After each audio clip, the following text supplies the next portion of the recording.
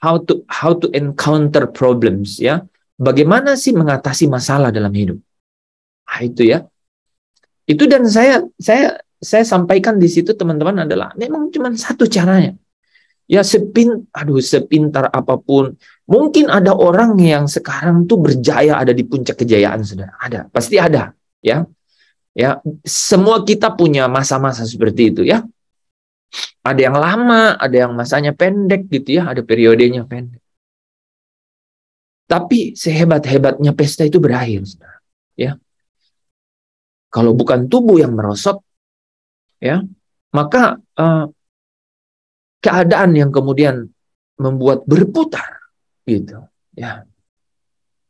Setiap masa ada orangnya, setiap orang ada masanya, katanya, gitu ya. Makanya gini, saudara. Ya, saudara yang masih sekolah berarti masih sekolah. Saya pernah sekolah dan sudah lewat. Kalau saya mau sekolah lagi, sudah lewat. Mau sekolah apa? Ya, kecuali sekolah kehidupan, kan, gitu. Kuliah atau kemudian kerja apa saja, ya. Panggilan profesionalitas, gitu ya, panggilan marketplace, banyak. Tapi semuanya tuh punya akhir, gitu. Tetapi ada yang menarik, ya, ada yang menarik. Di dalam semua keadaan itu,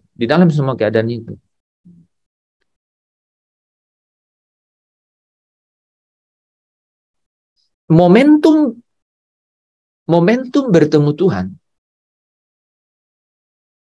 itu nggak bisa dihapus oleh apapun dari benak saya dan saudara.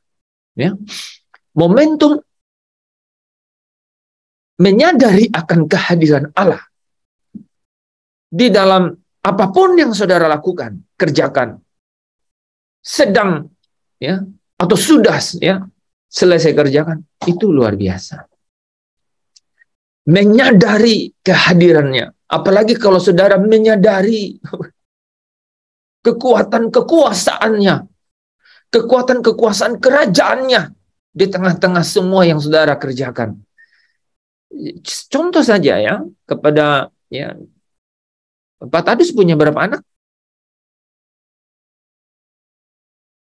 3. 7, Pak. 7. Saya sampai putus jalan. Genap, maksudnya luar biasa. 7 sempurna, ya.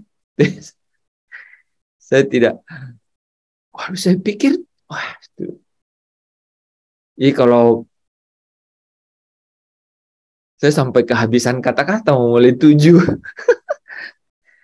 Itu normal, ya. Iya, normal tidak normal, ya. Saya coba mengendalikan diri, ya, teman-teman, ya. 7, ya, Pak, ya. Ya, yang penting Bapak ini, ya, menemukan kehadiran Tuhan, ya. Amin. Di dalam dinamika setiap hari, ya. Kalau 7 itu, Pak, tambah ibu dan bapak itu 9. Itu sekitar, kalau 50 kilogram beras itu nggak cukup tuh 1 bulan, Pak. Masya Allah. Ya, teman-teman, sampai hari ini. Jadi teman-teman siapa nih yang sering dikunjungi Pak Tadus, ya, camkan dalam benak saudara, ya. Sebelum Pak Tadus kunjungi, dia harus, saya sampai berkaca-kaca matanya. Dia harus menyelesaikan 7 hal dulu di rumahnya baru.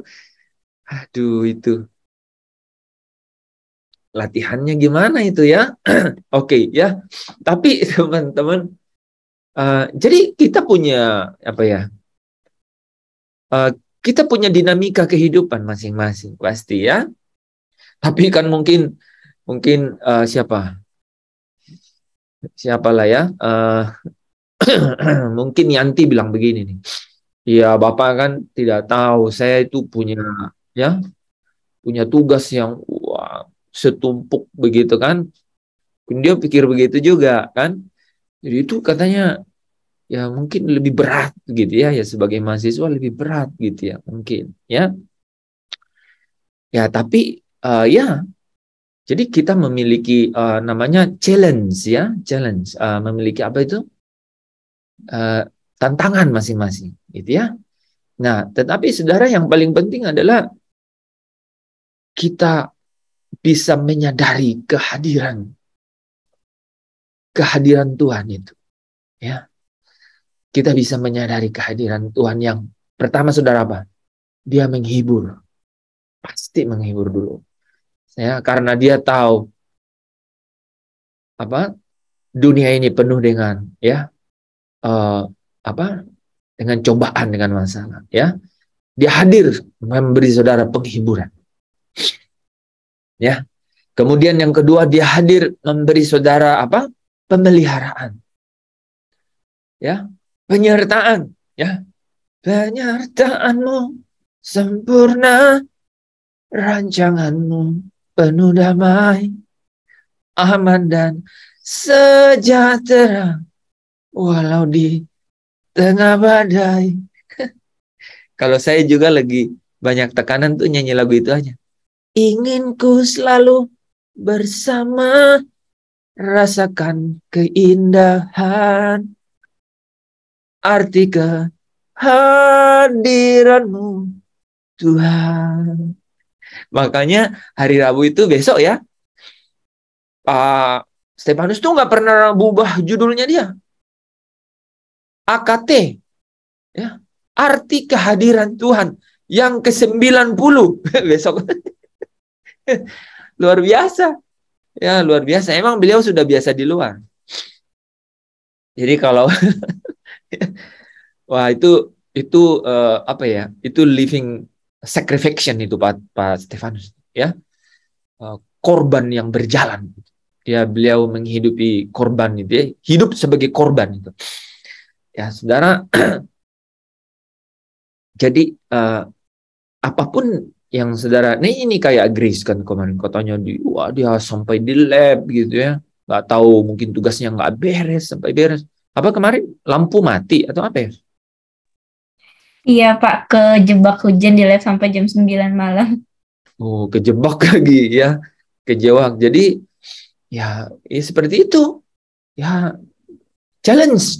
Kita punya tantangan, rintangan ya masing-masing tuh ya. Tapi ketika lampu mati kan penyertaanmu sempurna. Ya, daripada takut ada setan kan, nyanyi aja ya. Apalagi mati lampu di kampus gitu ya. Gedung besar yang ada bunyi-bunyi yang tidak karuan kan? Ya, jadi harus nyanyi itu ya. Penyertaanmu sempurna kan? Ingin ku selalu bersama, rasakan keindahan, arti kehadiranmu Tuhan. Oke ya teman-teman, ekspresi kehadiran Tuhan itu nggak ada yang lebih kaya dari itu. I tell you the truth. Coba tanya siapa yang orang-orang yang merasa imannya sudah sampai pada kematangan gitu. Itu pengalaman yang tidak bisa saudara ganti ya. Kalau saudara sedang pernah ya seorang hamba Tuhan besar kayak karang lagu, sempat membuatku terpesona. Apa awalnya? Apa yang tak pernah kupikirkan, itu yang kau sediakan bagiku. Jadi dia cuma bilang sempat buat aku terpesona. Tapi kehadiranmu itu segala-galanya di dalam hidupku. Bisa aja saudara ya sedang nyanyi lagu itu ya. Ingin ku selalu bersama, rasakan. Terus ada orang ketok pintu kan. Pak, ada beras 100 kilo, gimana nih bawanya? Saudara bilang, taruh saja di situ ya, nanti saya ambil. Sampai dia pikir, ini 100 kilo.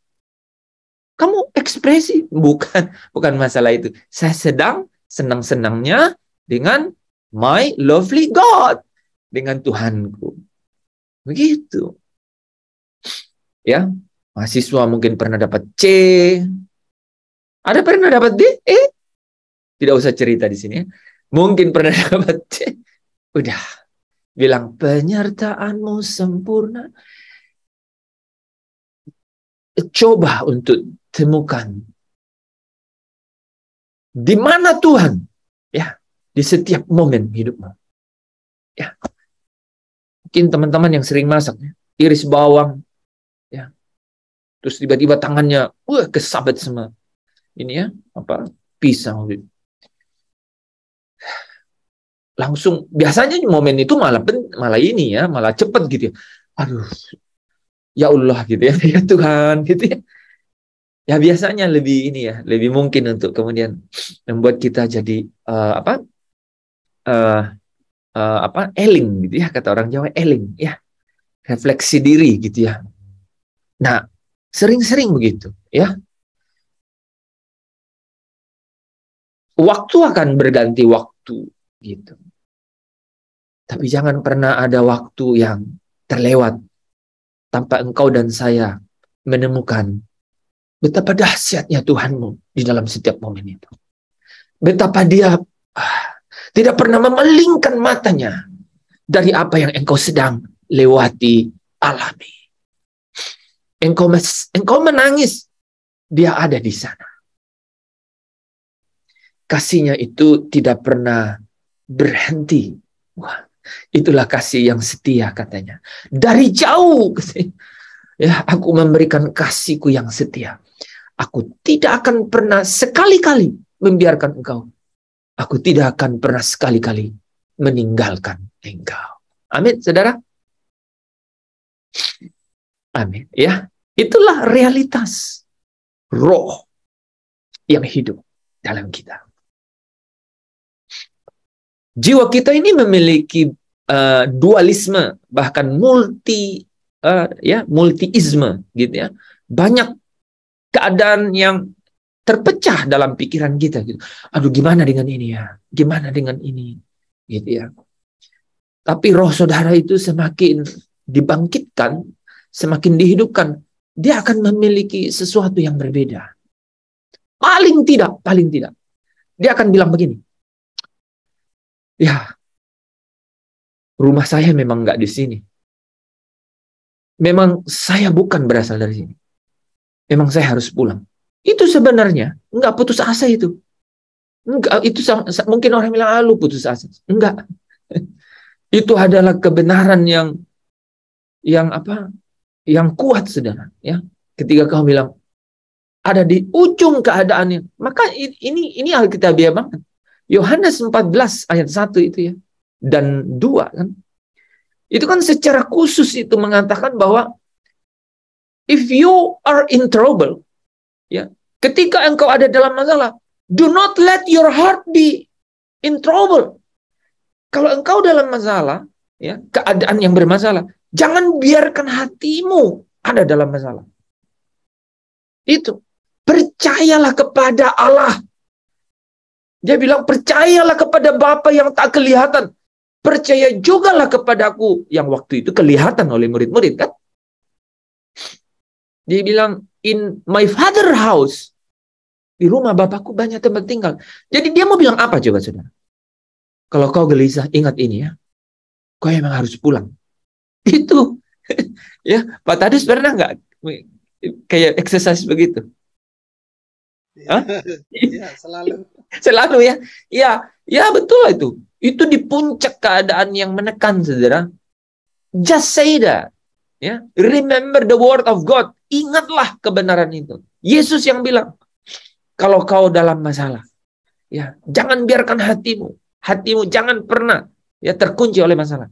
Ingatlah, di rumah Bapakku banyak tempat tinggal. Yesus bilang begitu. Artinya, we going home. Aku duluan ya. Yesus bilang gitu sebenarnya. Ya, kan ayat 3 bilangnya, aku duluan ya. Ya, kalau aku sudah sediakan tempat bagimu, I will coming back. Aku akan datang kembali. Dan dia bilang apa? Membawa kamu. Supaya di mana aku berada, kamu pun berada. Itu penghiburan yang luar biasa. Ya. Bapak Ibu, saudara yang dikasihi Tuhan, Kalau saudara nih sungguh-sungguh dikasihi Tuhan, sungguh-sungguh dikasihi Tuhan, pasti Tuhan bawa engkau pada titik di mana engkau menyelami keadaan kebenaran itu loh. Pasti. Abraham dibawa pada pengalaman yang luar biasa itu. Ya, sampai dia berkata, sekalipun ada kesempatan untuk pulang, tapi dia tetap merindukan tanah air surgawi itu. Ya, itu disebut Bukit Sion, kota Allah, Yerusalem surgawi. Dialah sahabat Allah itu. Ya. Dialah orang yang di dalamnya roh Allah itu, saudara, mengajarinya untuk memiliki hubungan yang intim bersekutu dengan Bapa. Dan kalau demikian, saudara, saya tanya, kalau saudara punya hubungan yang sangat dekat intim dengan orang tersebut, apa yang paling saudara ingini terjadi?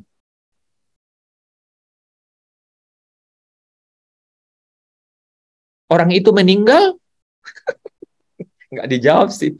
Apa, saudara? Ingin orang bersama. Iya, betul. Ya. Jadi ingin bersama dengan orang itu. Betul sekali. Ya, secepat-cepatnya, kan? Kalau masih 3 hari itu seperti lama sekali, seperti 3 bulan. Ya, kapan ini? Ya, kalau udah beli tiket pesawat itu kayak boarding pass tuh udah di tangan. Padahal check-in saja belum. Ya gitu. Loh, enggak. Rindu itu begitu. Ya, rindu itu begitu. Ya. Mungkin dia tidur 3 hari sebelum berangkat. Dia udah bilang di dalam mimpi, tiba-tiba dia bangun. Saya nomor 17D, Mbak. Oh, aku pikir udah di pesawat. Ya. Saudara, saya analogikan dengan pesawat karena kan jauh kan, ini jauh nih. Satu tempat yang pasti tidak di sini, di satu langit, ya, yang satu langit yang lain, satu tingkatan langit yang lain, tidak di sini, ya, satu galaksi, ya, satu tempat, ya, yang lain, saudara. We are going there. Ingat ya, Elia pakai kereta api, kereta berkuda, ya. kereta kuda yang berapi, ya. Ya, berapi, ya. Nah, yang menembus. Wah, ya. Nah, teman-teman, kalau lihat gambar di belakang saya itu, saya ingin membawa saudara untuk malam hari ini itu saya mending kita masuk ke bagian ini, ya. Nanti di tengah-tengah kita bisa lanjutkan mengenai keadaan-keadaan bagaimana mendukakan Roh Kudus itu bisa kita diskusikan dan diselipkan di bagian-bagiannya. Tapi saya rindu membawa saudara masuk ke dalam keadaan-keadaan gimana ya supaya selalu ingin ku selalu bersama, rasakan keindahan. Itu kata-katanya padat, ya. Ingin ku selalu bersama, rasakan keindahan. Arti kehadiran-Mu, Tuhan. Ya, Bapak Ibu, saudara yang dikasihi Tuhan, saya rindu, ya, mungkin engkau sendiri jauh dari orang yang kau kasihi, ya, orang tua, saudara, ya. Tapi Allah itu jauh lebih dekat, ya. Apa itu jauh lebih dekat? Allah itu lebih dekat, gitu ya, lebih dekat dengan saudara dan saya, ya, dibanding siapapun. Yakinlah itu, ya. Dan dari sekarang ini kita harus belajar itu, saudara, ya. Saudara, ya, walaupun nanti ya di pembaringan terakhir, ini Bapak ngomong pembaringan terakhir, ya. Ya, mungkin saudara-saudara ada yang menemani di ruang ICU, tapi saudara yakinlah kalau saudara ajak salah satu dari mereka, nggak mau ikut mereka. Nggak mau. Mereka, beta duluan, ya, kamu duluan saja, ya. Beta masih banyak kerjaan, gitu. Padahal bukan itu. Dia sebenarnya takut untuk ikut, kan? Nah, tapi saudara ingat, ada seorang pribadi yang akan menjemput dan selalu bersama saya dan saudara. Ya. Jalin persahabatan itu dengan dia sejak sekarang. Karena sekalipun masih ada di bumi ini, itu adalah keindahan yang tidak pernah bisa tertandingi, saudara. Ya. Ini yang dibilang Allah membangunnya dan tidak bisa digoncangkan di dalam diri dan hidup saya dan saudara. Nah, Bapak Ibu Saudara yang dikasihi Tuhan ya. Kita sudah belajar bahwa memang dalam hidup ini tuh konflik kehidupan itu ya kita alami kan gitu. Ya. Kita tahu kan bahwa Kristus telah mati, ya, menebus, ya, menghapus dosa kita. Dan sekarang kita berjalan di dalam apa katanya? Kemerdekaan. Ya, amin ya, kemerdekaan. Nah, saya mau tanya saudara-saudara. Ya, kemerdekaan apa? Kemerdekaan dari hukum dosa dan hukum maut. Nah, kalau saya boleh tanya nih teman-teman, apakah ada di antara saudara yang sungguh-sungguh sudah merasakan kemerdekaan dari hukum dosa itu? Benar di dalam Kristus. Sejak saya itu dibaptis, atau sejak katekisasi sudah disidik, itu saya tidak tahu dosa. Saya nggak punya, saya nggak bisa buat dosa lagi. Ada yang bisa ngomong begitu? Onsi? Masih? Ini kan realitas tuh. Realitas tuh, ya. Itu yang kita sebenarnya bahas dari kemarin gitu ya. Bahwa di dalam kehidupan ini tuh keadaannya seperti itu. Maka Paulus bilang aku ini manusia celaka gitu, ya. Dia katakan begitu karena keadaannya memang demikian gitu, ya. Aku ini manusia celaka gitu, ya. Nah, mari kita baca ya.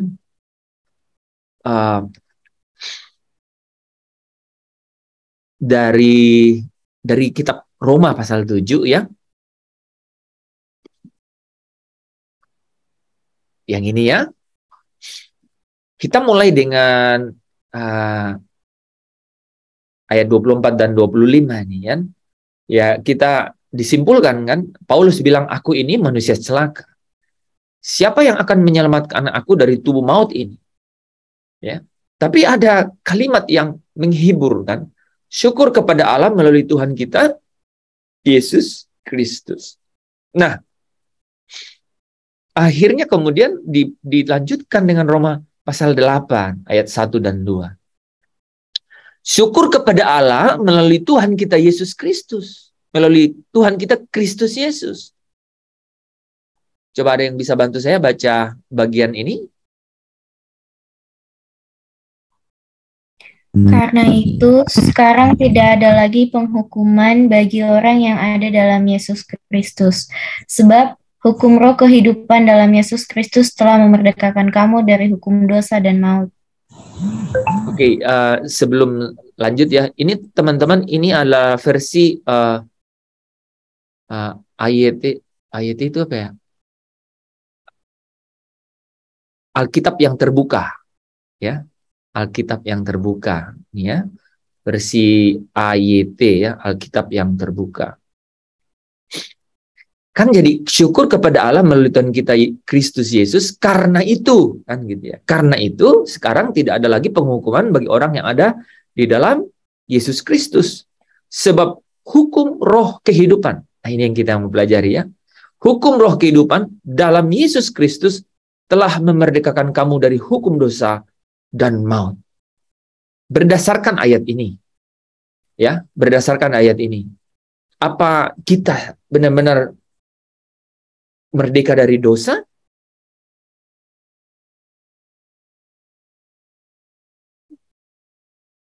Ayat ini salah dong.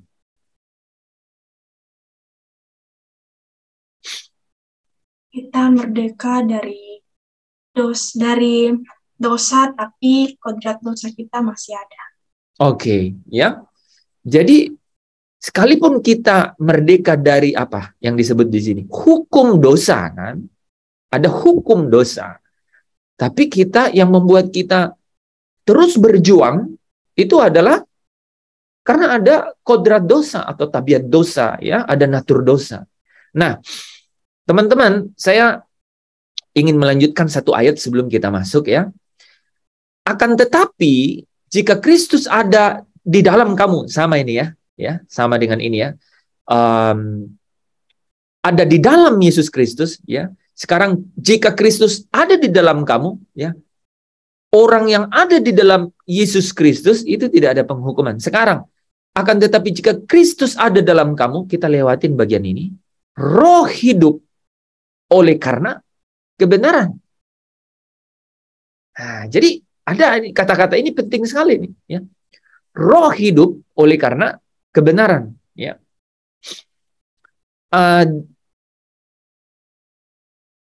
Ini kita akan bahas, teman-teman, ya. Ya. Kalau teman-teman lihat, ya, beberapa versi dari Roma pasal 8 ayat 2 ini, ya. Jadi rupanya, ya, rupanya kalau kita lihat, ya, terjemahan baru, ini memang sedikit membuat kita tidak lebih dalam mengerti. Saudara bisa coba, ada teman-teman yang bisa baca ini?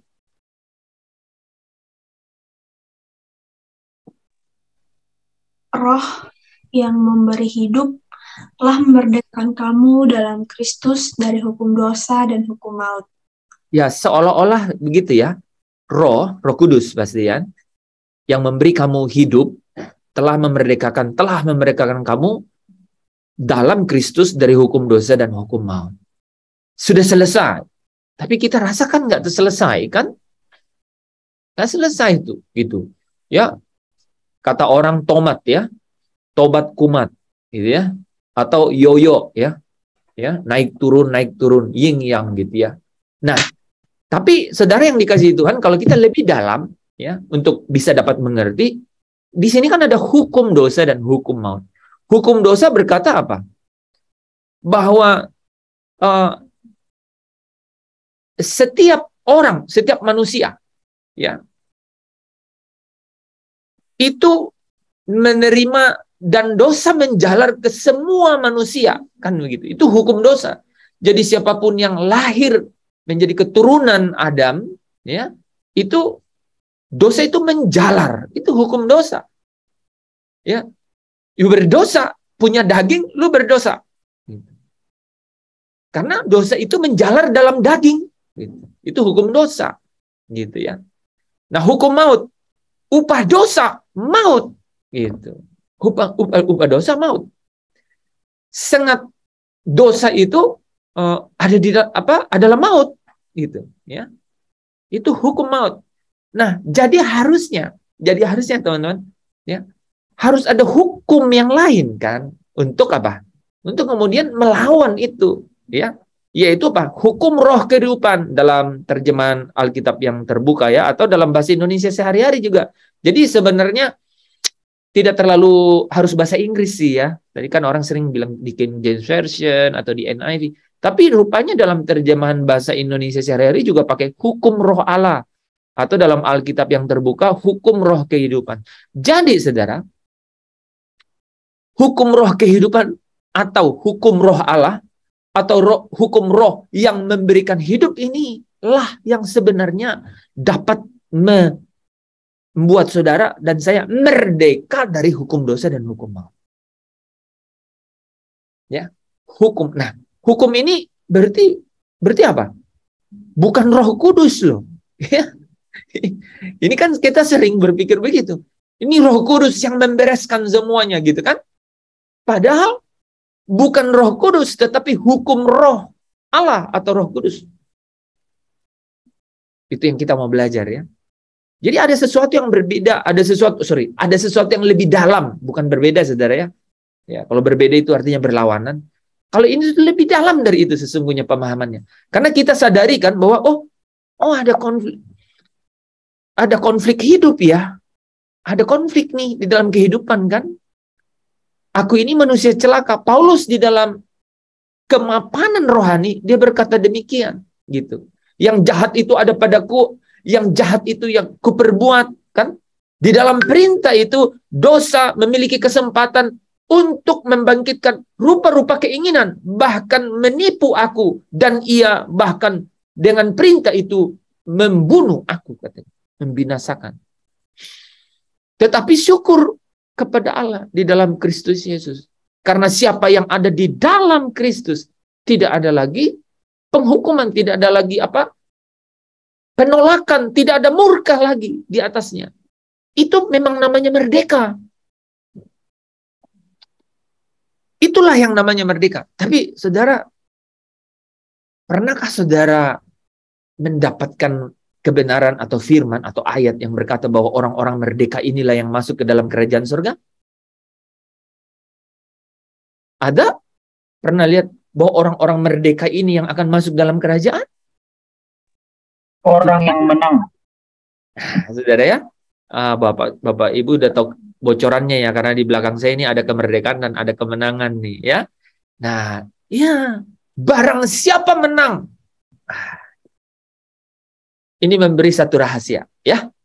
Jadi ayat itu bukan ayat itu pada tempatnya. Yang ada di dalam Kristus, mereka memang merdeka. Artinya apa? Bebas untuk berjuang gitu. Dia tidak terikat, dia tidak terbelenggu, dia tidak ada di bawah perbudakan. Itu maksudnya. Tapi sungguhkah mereka memiliki kemenangan untuk masuk ke tanah air surgawi itu? Itu perlu perjalanan iman atau perlombaan iman. Perlu pertandingan iman. Ya. Nah, mari kita masuk ke bagian itu ya. Saya senang dengan situasi ini ya. Jadi saudara, hukum roh, itulah hukum roh. Ada hukum atau hukum itu apa saudara? Ketentuan-ketentuan. Ya. Di dalamnya ada perintah dan larangan ya hukum itu. Tapi ketentuan-ketentuan gitu. Jadi bukan Roh Kudus, tetapi hukum Roh Kudus, hukum yang oleh Roh Kudus, oleh Roh Allah gitu. Ya, yang membuat saudara dan saya hidup ya, makanya disebut hukum roh kehidupan. Artinya untuk kembali punya hubungan yang dalam persekutuan yang intim dengan Bapa ya. Oke. Nah, hukum roh kehidupan ini itulah yang menjadi kemenangan orang percaya. Ya, jadi orang percaya itu adalah orang yang memutuskan untuk mengikut Yesus.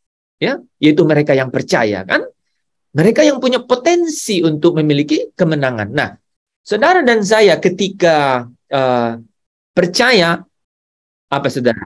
Ya, ketika saudara percaya, saudara dimeteraikan dengan Roh Kudus. Ya, oke. Saudara dimeteraikan oleh Roh Kudus oleh siapa? Oleh Bapa. Oleh Bapa di surga. Dan saudara dan saya, seketika itu, saudara dan saya menjadi orang merdeka. Dipindahkan ke dalam kerajaan Kristus. Artinya apa? Saudara sudah ditebus. Ditebus itu artinya apa, saudara? Dibeli dan lunas dibayar. Saudara bukan dicicil, ya. Sehingga debt collector bisa datang. Ya, sesekali gitu. Enggak, saudara ya. Saudara dibayar dibeli dan lunas dibayar, ya. Nah, ketika saudara dan saya ada di dalam kerajaan Kristus, apa yang terjadi? Saudara ditenggelamkan. Ya, lebih dalam di dalam penguasaan Sang Roh Allah itu. Kristus mengutus. Makanya Yesus bilang begini, "Aku tidak tinggalkan engkau yatim piatu." Orang kan bilang, gimana saya dibaptis Roh Kudus? Pernyataan pertama untuk mulai itu adalah apa? Saudara tidak ditinggalkan yatim piatu. Saudara diberi di dalam diri saya dan saudara itu apa? Roh Kudus. Untuk apa? Menjadi apa? Kalau ngomong yatim piatu apa? Aku tidak tinggalkan engkau yatim piatu, tapi aku ya memberikan engkau apa? Penolong atau apa? Pengasuh sebenarnya, ya. Ya, menjadi parakletos, ya, pendamping, ya, pengasuh, babysitting. Dia akan menolong engkau. Dia akan menolong engkau, ya. Jadi Roh Kudus menolong kita, mengasuh kita dengan cara Kristus, ya, menenggelamkan kita, yaitu kita dibaptis dengan Roh Kudus. Ada tandanya dong orang dibaptis Roh Kudus.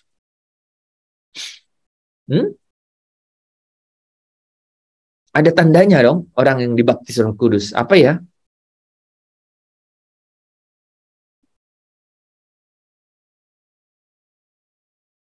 Ada? Kita sudah pelajari ya. 2 tanda.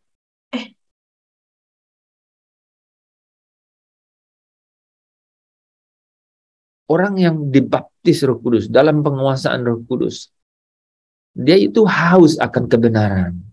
Ya, dia mencari makanannya itu adalah kebenaran. Ya, dia rindu. Nah, makanya orang ya kalau misalnya dari bayi rohani gitu ya, waktu menjadi bayi rohani itu dia rindu. Ya, dia rindu air susu. Ya, dia rindu makanan. Ya, dia cari gitu, saudara ya. Ketika orang dibaptis Roh Kudus, itu dia cari kebenaran. Kok bisa? Ya, karena Roh Kudus ya menenggelamkan dia dalam penguasaan, dan kemudian Roh Kudus itu memimpin dia untuk apa? Untuk cari kebenaran. Untuk cari perkataan-perkataan Kristus.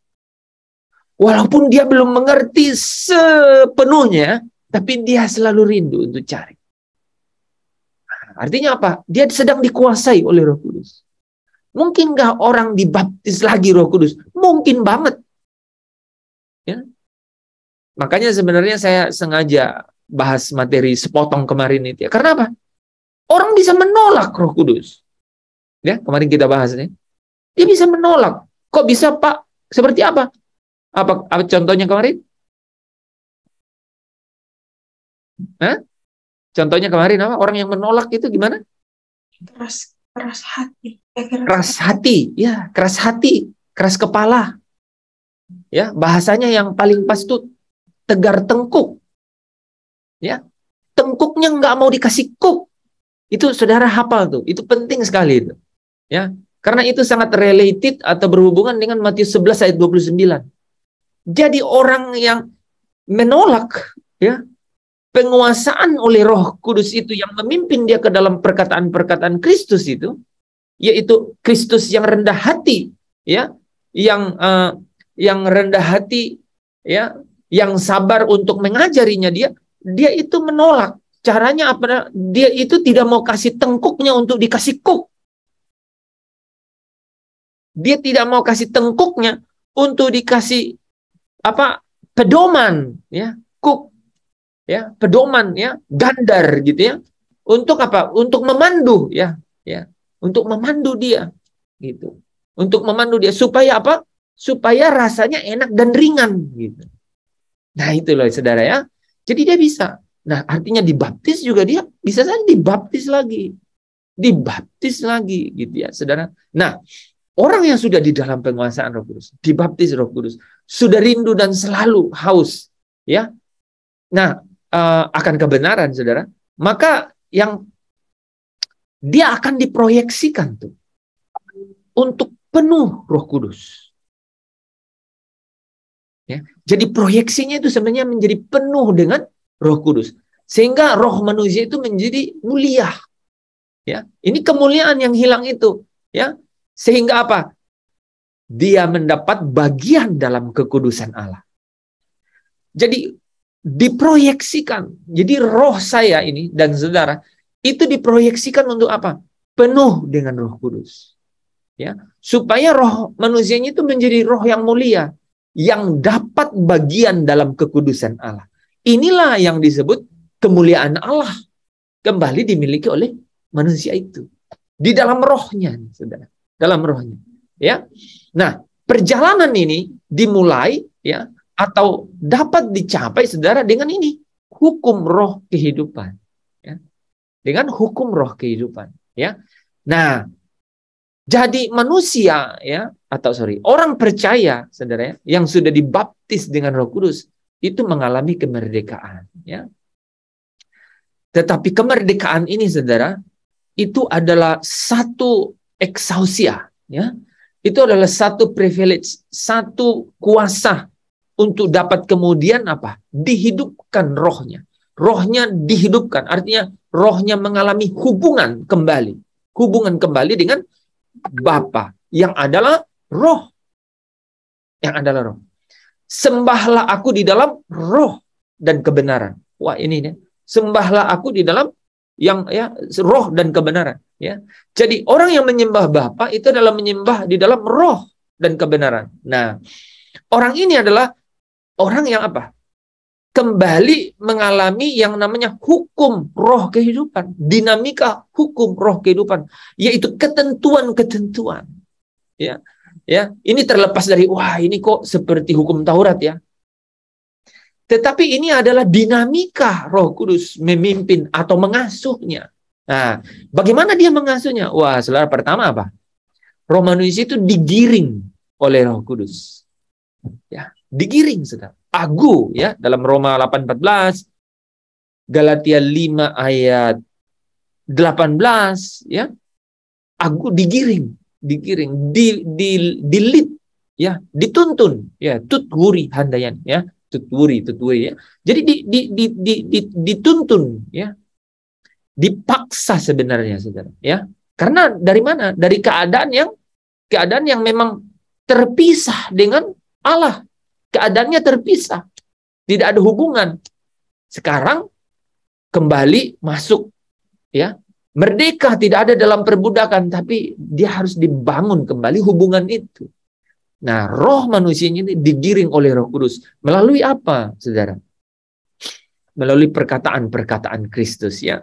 Kalau kita bisa lihat itu nanti, ya, bagaimana caranya. Tetapi sebelum masuk ke dalam lebih detail, lalu apa setelah itu, saudara? Roh manusia itu terbiasa jadinya. Ya. Dia digiring terus-menerus, ya. Jadi misalnya apa? Bolong dalam apa? Tidak disiplin di dalam bangun pagi dan doa, kemudian merenungkan firman Tuhan, itu kan diingatkan terus itu oleh Roh Kudus, digiring terus sampai dia terbiasa. Terbiasa itu artinya jadi habit, gitu. Ya, terbiasa itu udah jadi habit, saudara. Apapun caranya itu sudah harus terjadi, gitu ya.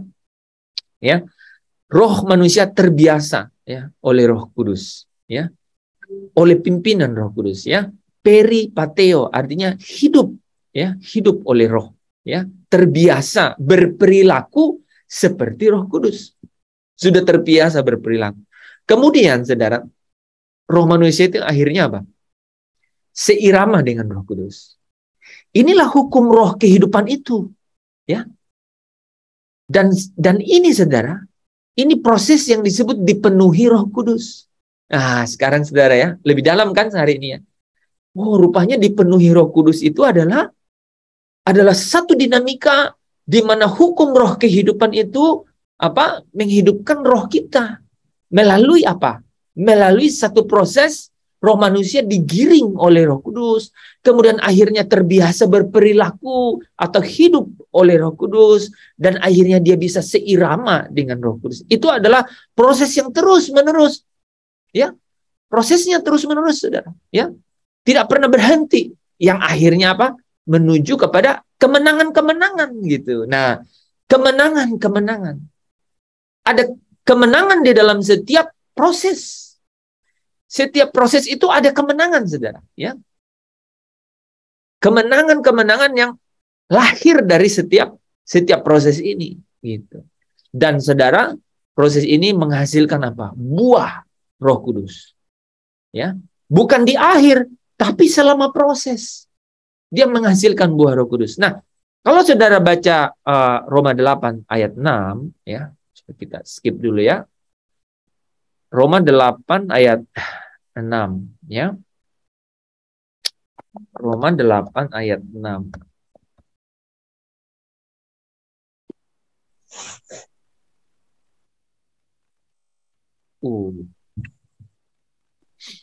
Ini, ya.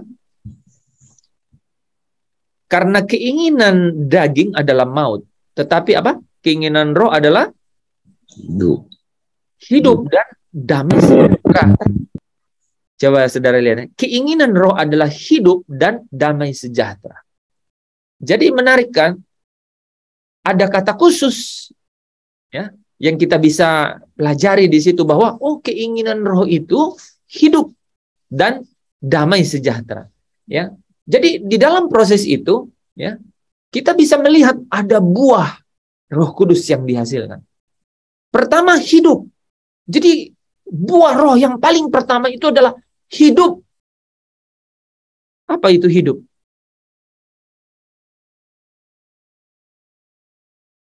Hidup apa yang dimaksudkan di sini, teman-teman?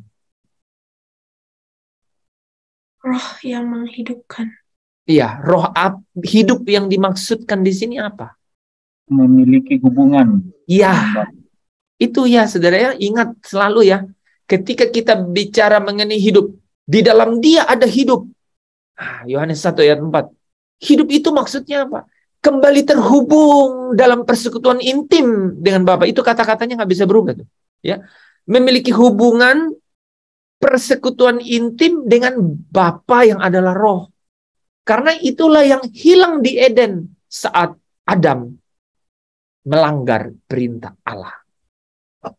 Hubungan itu terputus, saudara. Ya, oke.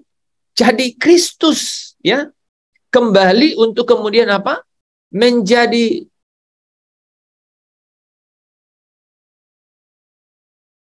kebenaran. Ya, Kristus kembali menjadi kebenaran bahwa ada, ya, ada cara Allah, ya, ada cara Allah untuk kemudian setiap orang yang mau menerima Kristus itu memiliki apa? Memiliki kesempatan eksausia untuk apa?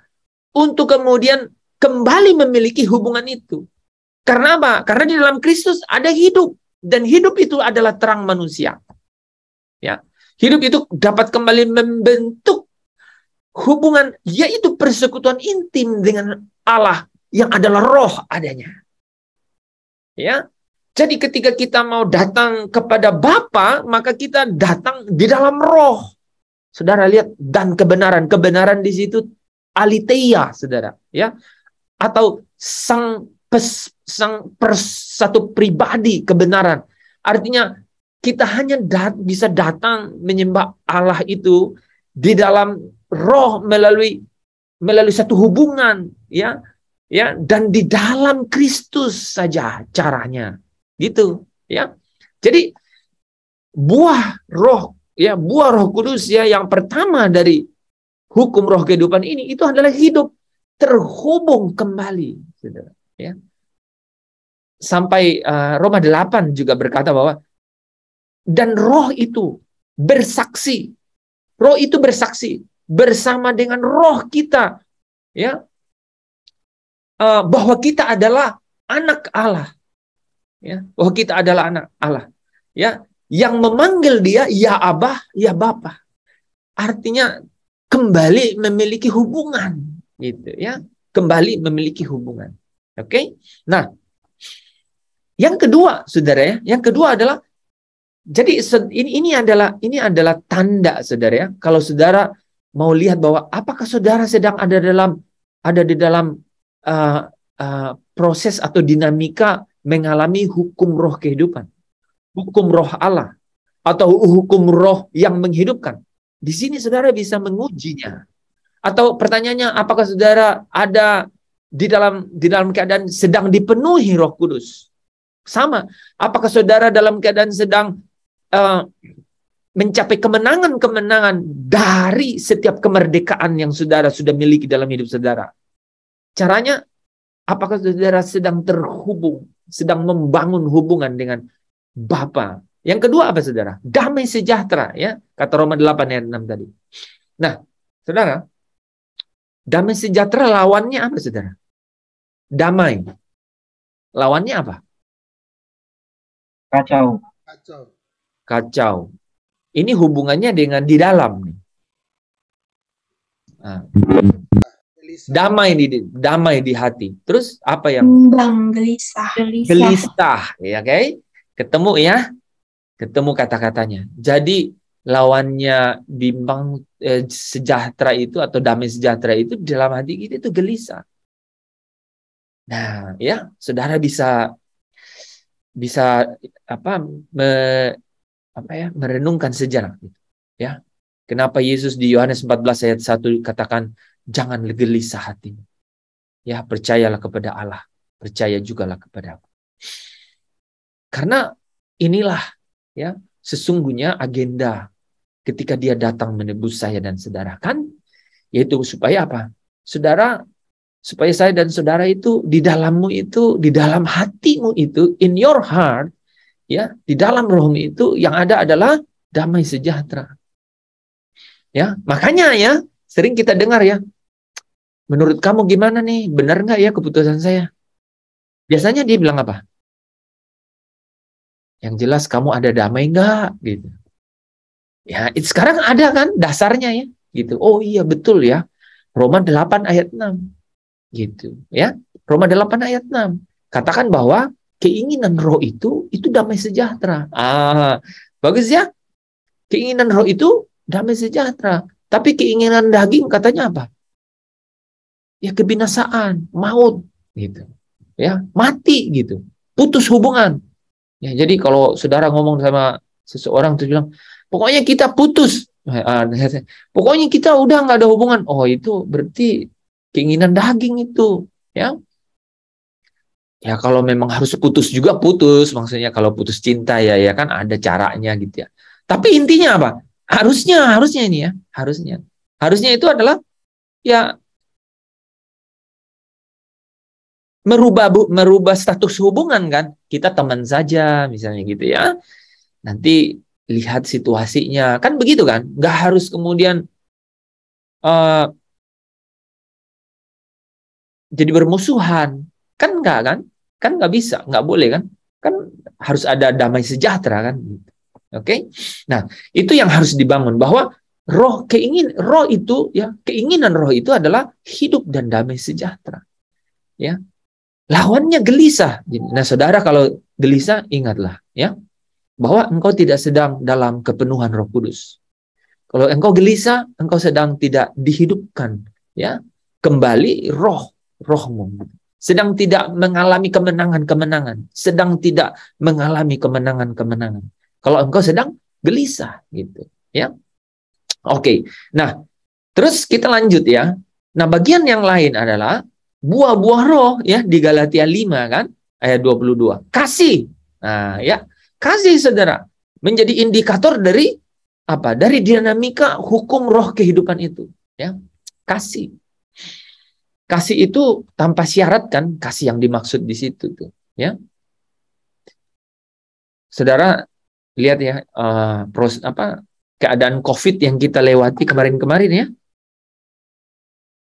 Orang sampai gimana saudara, ya?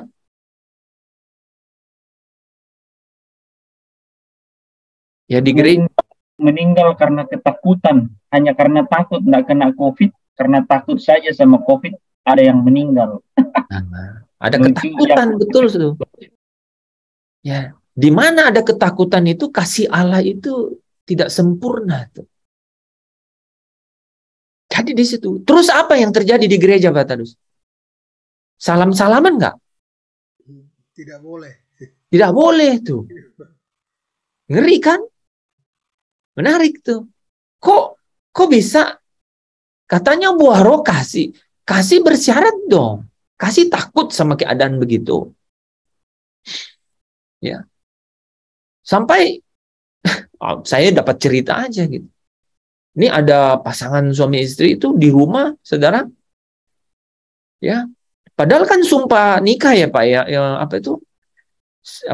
Apa sih sumpah nikah itu? Ya, baik dalam suka maupun duka kan? Janji nikah. Janji nikah. Kok Minarti yang jawab?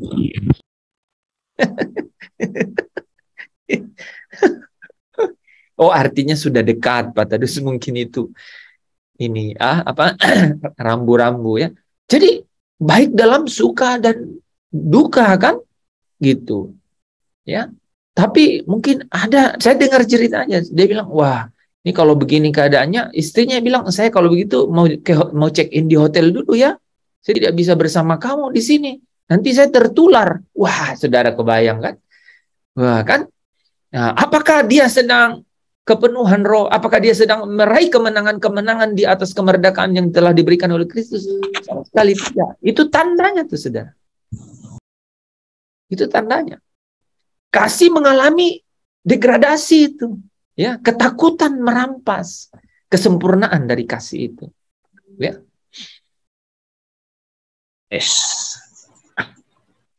Gimana Pak Daniel mau kasih contoh?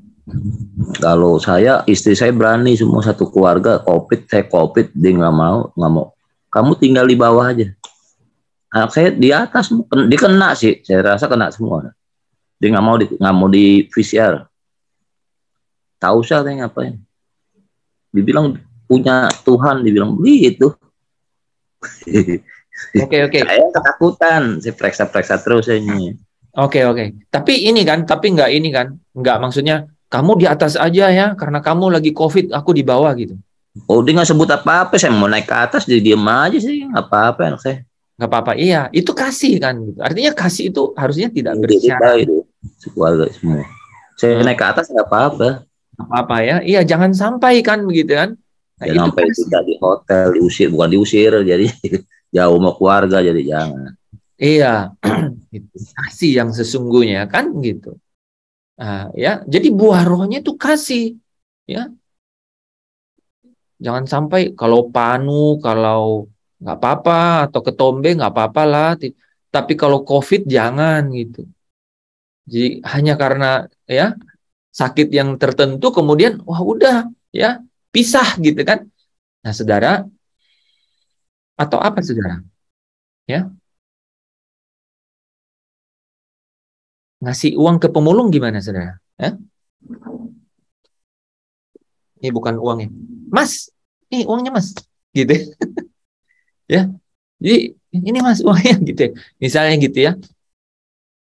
Itu loh, dari situ kita juga bisa lihat bagaimana kita mempraktekkannya dalam kehidupan sehari-hari. Ya. Apakah kasihnya itu bersyarat? Dan syaratnya itu yang menarik selalu itu. Kalau berhadapan sama ketakutan, itu kasih itu terdegradasi. Gitu. Padahal kasih yang sempurna itu apa? Melenyapkan ketakutan. Ya. Itulah kasih yang menjadi buah roh. Ya. Nah, tapi kalau baca 1 Korintus berapa? 13 ya. Sekalipun engkau memberikan tubuhmu untuk dibakar katanya. Tapi engkau tidak memiliki kasih. Katanya apa? Tidak ada apa? Tidak ada faedahnya ya. Faedahnya. Tidak ada faedahnya. Artinya apa saudara? Ya. Kalau kita mengasihi ya tanpa memiliki hubungan yang benar dengan Allah, itu tidak ada faedahnya. Sekalipun memberi dirimu untuk dibakar. Itu bisa aplikasi dengan saudara apa? Misalnya bunuh diri itu, ya. Kan ada orang gitu. Ya udah, gitu. Gua yang mati deh. Wah, seolah-olah jadi korban gitu. Kan? Tanpa pengenalan akan kasih yang benar.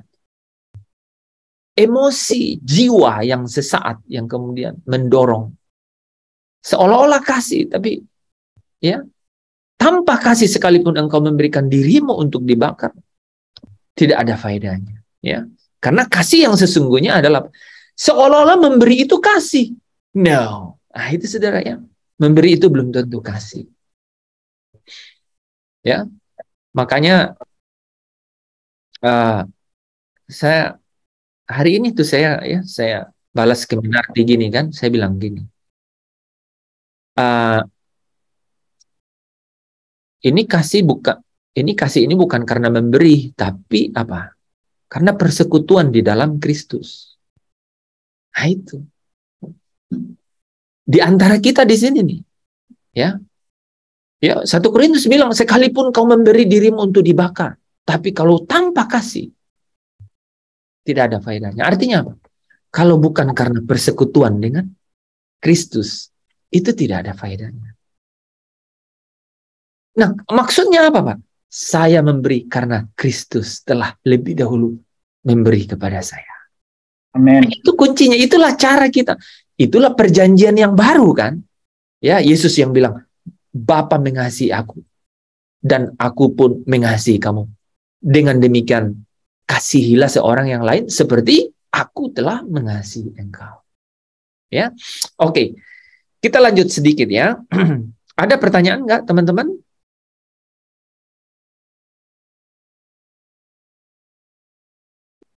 Ada?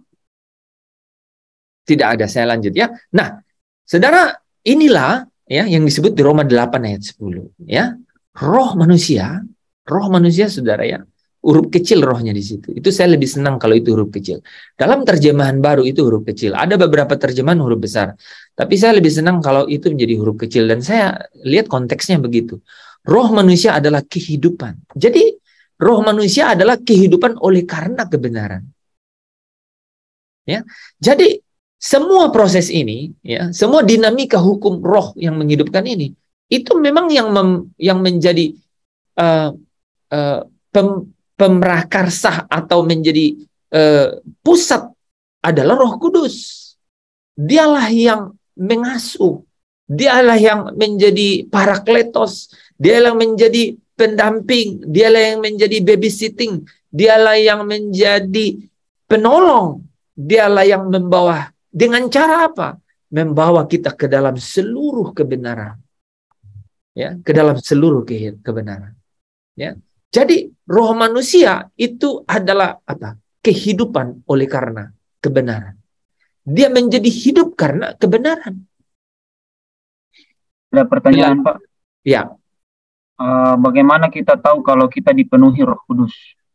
Oke. Nah, ini kan sudah lihat ya dari tadi ini ya. Dari diagram ini bisa kebaca ya. Sekarang saya kembalikan karena saya sudah jawab tadi tuh ya kepada siapa nih ya. Bagaimana kita tahu bahwa kita dipenuhi Roh Kudus? Nah, saya ulang ininya ya. Ini saudara bisa lihat ya. Ya, ini prosesnya kan. Nah, Roh Kudus menggiring, membiasakan kita sampai kita seiram. Inilah yang dimaksudkan dengan dipenuhi Roh Kudus. Dan proses itu terus-menerus. Ya, prosesnya bukan sekali, dia terus-menerus. Sampai di dalam setiap proses itu kita menemukan kemenangan. Di dalam setiap proses itu kita menemukan kemenangan. Dan dari setiap proses itu ada buah Roh Kudus. Dan ingat, yang pertama adalah apa? Hidup. Bagaimana kita tahu bahwa kita sudah dipenuhi Roh Kudus?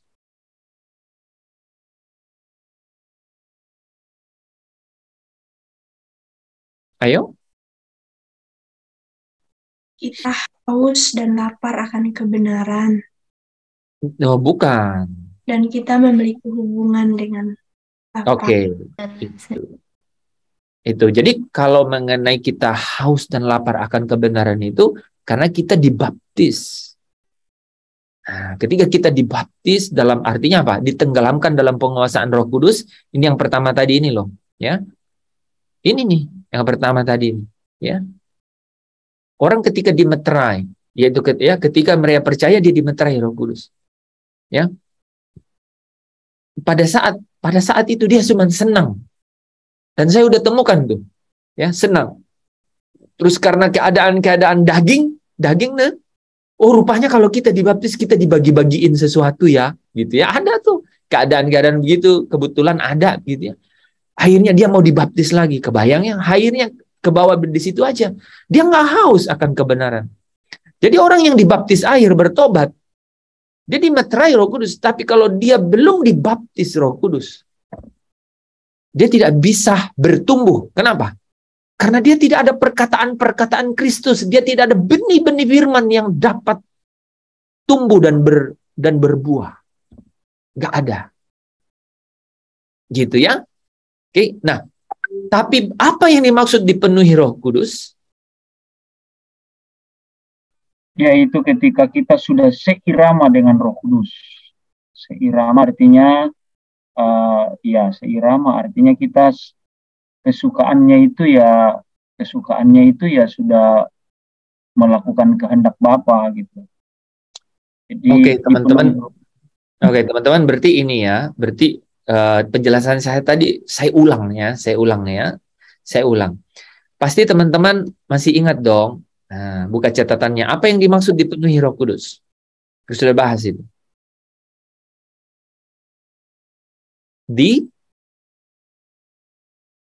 Diperlengkapi, kan? Ingat? Betul nggak? Diperlengkapi. Ya. Jadi dipenuhi Roh Kudus itu adalah diperlengkapi, kan? Terus-menerus oleh Roh Kudus dengan apa? Dengan kebenaran, dan kebenaran itu menuntun saya dan saudara untuk apa? Mentransformasi kebiasaan-kebiasaan. Nah, itu umum kan? Ya, kalau di sini saudara bisa lebih lihat lagi lebih detail. Apa yang dimaksud dipenuhi Roh Kudus? Nah, nih kan? Kan kelihatan dari sini. Apa yang dimaksud orang dipenuhi Roh Kudus? Oh, orang yang dipenuhi Roh Kudus itu adalah satu dinamika, ya. Satu dinamika di mana orang itu digiring, ya, oleh Roh Kudus, ya. Untuk apa? Untuk apa? Hah? Untuk apa? Untuk hidup sesuai dengan kebenaran, ya. Ya, untuk hidup sesuai dengan kebenaran. Kemudian apa? Roh Kudus akan membuat orang itu berperilaku atau terbiasa berperilaku, ya. Kemudian dia akhirnya seirama dengan Roh Kudus. Inilah yang disebut proses dipenuhi Roh Kudus. Nah, proses ini adalah proses di mana seseorang itu diperlengkapi oleh kebenaran. Ya kan? Sehingga dia digiring oleh kebenaran itu. Akhirnya dia terbiasa berperilaku sesuai dengan kebenaran itu. Yang akhirnya dia seirama dengan kebenaran-kebenaran itu. Itulah proses dinamika dipenuhi oleh Roh Kudus, dan proses itu terus-menerus terjadi dalam kehidupan orang percaya. Ya. Dipenuhi artinya satu proses yang terus-menerus. Mungkin di bagian kehidupan yang ini engkau sedang digiring, mungkin di bagian yang ini engkau sedang dituntun untuk berperilaku, terbiasa berperilaku seperti yang Roh inginkan. Mungkin di bagian ini engkau sudah seirama dengan Roh Kudus. Karena ada kan contoh ya. Contoh nih ya, misalnya saya gitu ya. Kalau kalau mau melakukan apapun begitu ya, itu selalu ingat kan Tuhan gitu ya, dan kemudian selalu bawa di dalam doa. Ya Tuhan, terjadilah seturut dengan kehendak-Mu. Sudah bukan terbiasa lagi, ya sudah menjadi seirama, ya. Tapi di dalam bagian yang lain, saudara, saya itu sedang digiring, sedang dipaksa, gitu. Untuk apa? Untuk keluar dari apa? Manusia lama. Ya. Nah, ini proses ini terus-menerus terjadi dalam kehidupan orang percaya. Inilah proses yang terus-menerus yang disebut dipenuhi oleh Roh Kudus. Dan ada kemenangan-kemenangan tuh di setiap proses itu. Wah, puji Tuhan. Ya. Ada ya pekik-pekik deklarasi-deklarasi kemenangan itu yang tadi kan pujian tadi kan ingin ku selalu bersama, rasakan keindahan arti kehadiran-Mu Tuhan. Kita bisa nyanyi begitu. Wah, itu kemenangan. Terima kasih aku bisa menemukan kehadiran-Mu dalam keadaan hidup itu, kan? Nah, kita bisa lihat dari buahnya apa yang kita hasilkan. Apakah dinamika hidup itu membuat kita memiliki kembali hubungan yang hubungan persekutuan intim dengan Allah? Bukan hanya perasaan, tetapi kita benar-benar selalu menyadari gitu kehadirannya, di dalam setiap keadaan. Misalnya gini, kita mau telepon seseorang, kita sibuk apa tuh? Kalau kita mau telepon seseorang untuk membicarakan sesuatu yang ada masalah gitu, apa yang kita geluti? Apakah sibuk mencari ide, sibuk mencari pilihan-pilihan, kira-kira caranya bagaimana? Atau kita kemudian bilang, Tuhan, apa yang harus aku katakan. Kita mencari kehadiran Tuhan. Kita mencari hikmatnya Tuhan. Kita mencari apa yang Tuhan mau. Dan kita rela, kita rela menyerahkan keadaan atau hasil apapun ketika Tuhan ambil alih. Ya, mestinya tak lagi ku ingini apapun juga, segenap hidupku telah kau miliki. Jadi kita tidak ingini lagi sehingga apa? Kita tidak takut kehilangan. Gitu. Kita biarkan saja ya ketika kita sudah menyerahkan kepada Tuhan. Ya. Nah, saudara bisa lebih dalam kan mengerti mengenai dipenuhi Roh Kudus ya. Nah, itulah yang saya bilang bahwa roh manusia itu adalah kehidupan oleh karena kebenaran. Jadi dia hidup, dia memiliki hubungan karena kebenaran. Nah, di sini saudara bisa nyambung bahwa Bapa mencari penyembah-penyembah yang benar, yaitu yang menyembah di dalam roh dan kebenaran. Roh manusia yang dihidupkan, yaitu memiliki hubungan dengan Bapa, dan itu karena kebenaran. Ya. Oke, teman-teman, ada yang pertanyaan yang lain?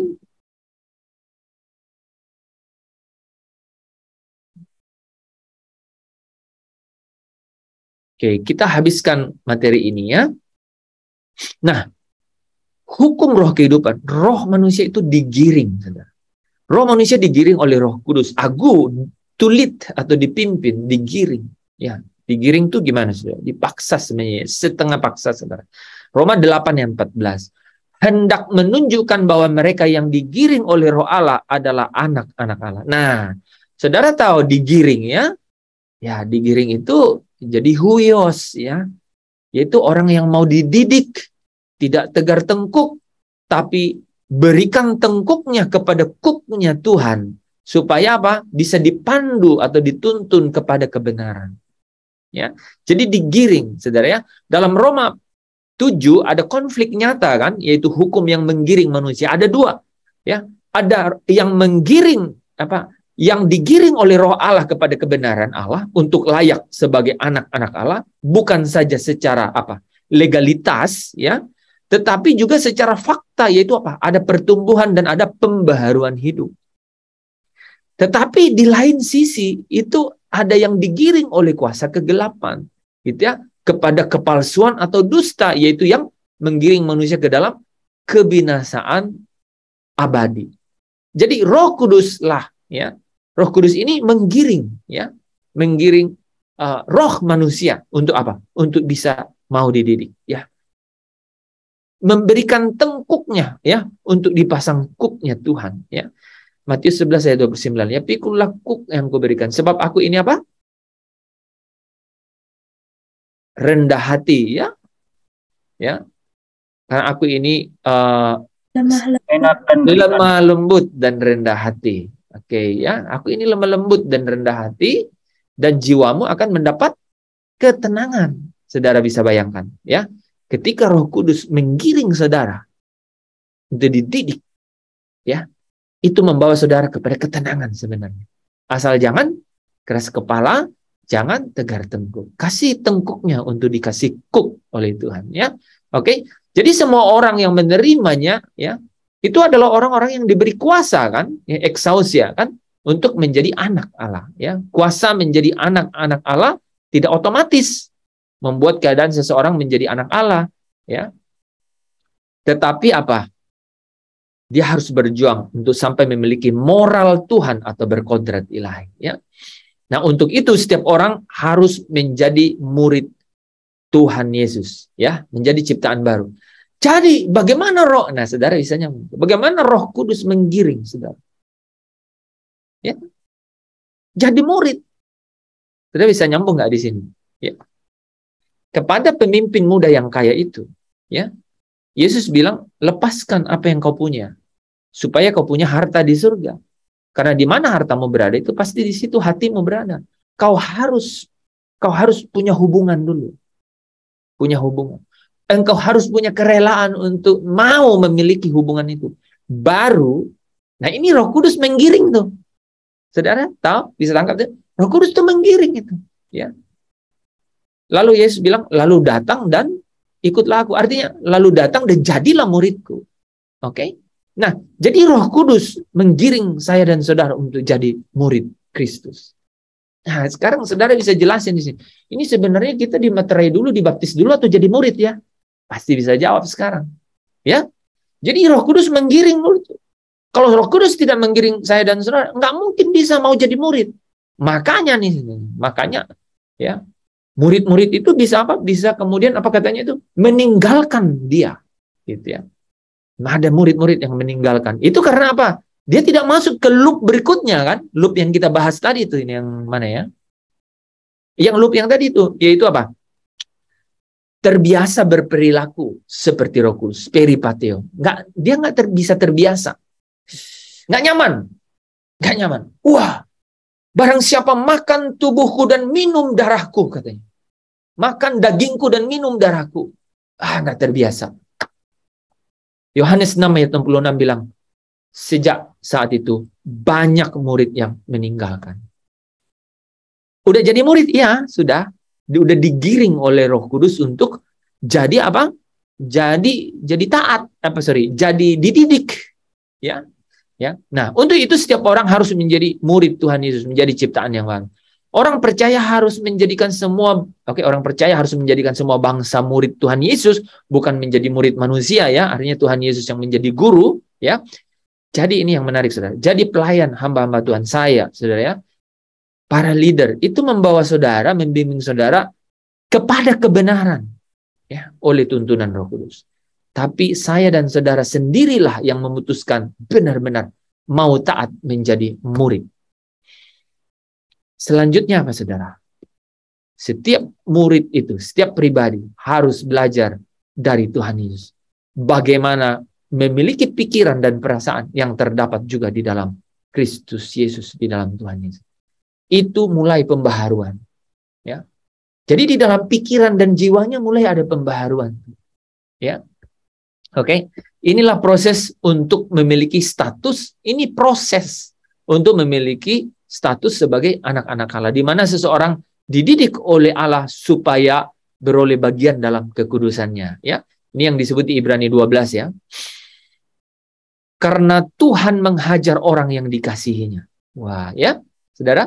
Karena Tuhan menghajar orang yang dikasihinya dan Ia menyesah orang yang diakuinya sebagai anak. Dia menyesah orang yang mau dididik, saudara. Jika kamu harus menanggung ganjaran, Allah memperlakukan kamu seperti anak, orang-orang yang mau dididik. Di manakah terdapat anak yang tidak dihajar oleh ayahnya? Pasti dihajar. Karena apa? Dia dikasihi. Ya. Tetapi jikalau kamu bebas dari ganjaran, nah ini jangan salah nih, jangan senang dulu gitu ya. Tetapi jikalau kamu bebas dari ganjaran yang harus kamu derita, yang harus diderita oleh setiap orang, ya. Maka kamu bukanlah anak. Tetapi kamu adalah anak-anak gampang. Kamu notos. Kamu orang yang belum dimeterai. Belum dianggap milik. Jadi nggak dihajar. Dibiarkan begitu saja. Ini bagian yang bagus, saudara ya. Selanjutnya dari ayah kita yang sebenarnya, yaitu yang mendidik, yang mengasihi kita itu, ya. Kita beroleh ganjaran dan mereka kita hormati. Kalau demikian, bukankah kita harus lebih taat kepada Bapa segala roh supaya kita beroleh hidup? Nah, saudara ini kan ini saudara bisa mengerti sekarang. Bukankah kita harus lebih taat kepada Bapa segala roh supaya kita beroleh hidup? Artinya apa? Beroleh hubungan persekutuan intim kembali dengan Dia yang adalah Bapa, adalah roh. Jadi hidup di sini kita kan pikir hidup. Hidup nanti artinya nanti dibangkitkan pada saat hari akhir zaman. Itu juga tidak salah. Tapi itu tidak bisa terjadi seketika begitu saja. Ingat ya. Itu nggak mungkin terjadi begitu saja. Karena roh yang membangkitkan Kristus dari kematian, itu memang roh itu juga yang akan membangkitkan tubuhmu. Betul. Tapi roh ini juga bekerja sekarang untuk apa? Saudara dan saya memiliki hubungan. Kalau tidak, nggak mungkin kan. Gitu. Nggak mungkin saudara. Dan nggak mungkin tubuh kita itu kembali kemudian dibangkitkan. Nah, coba lihat selanjutnya. Sebab mereka mendidik kita dalam waktu yang pendek sesuai dengan apa yang mereka anggap baik. Dianggap pendek, saudara, waktunya. Betul, 70-80 tahun. Tetapi dia menghajar kita untuk kebaikan kita. Yang akhirnya ini yang saya buat di bagian tadi ya. Supaya kita menjadi penuh dengan Roh Kudus. Artinya apa? Kita beroleh bagian dalam kekudusannya. Di dalam kekudusan Bapa. Itulah kemuliaannya, saudara. Ya, yang dikerjakan oleh Roh Kudus. Oke? Nah, kita selesaikan sedikit ini ya. Jadi proses untuk diakui memiliki status sebagai anak Allah, teknon, merupakan proses yang menyita seluruh kehidupan saya dan saudara. Itulah sebabnya Tuhan Yesus mengatakan agar orang percaya harus sempurna seperti Bapa. Ya. Jadi fokusnya menjadi sempurna. Ya. Jadi sepanjang perjalanan hidup kita, nah ini ya, kalau engkau kalau engkau mau masuk ke dalam kerajaan surga, hendaklah, ya, Yesus bilang, kalau engkau mau sempurna, ya, kalau engkau mau sempurna, ya, orang percaya harus segenap hidup mengumpulkan harta di surga. Saudara dapat pelajaran itu. Kalau kau mau sempurna, harus, ya, memiliki harta di surga. Itu syarat pertama. Yang lain, kalau engkau sudah tersambung dengan surga, surga akan berintahkan melalui rohmu. Ya, itu saudara ya, itu cara hidup. Tidak berdasarkan huruf mati pada loh batu, tetapi roh yang memberi kehidupan. Itu kita akan bahas nanti ya. Roma 6 ayat 4 ya. Oke? Sorry.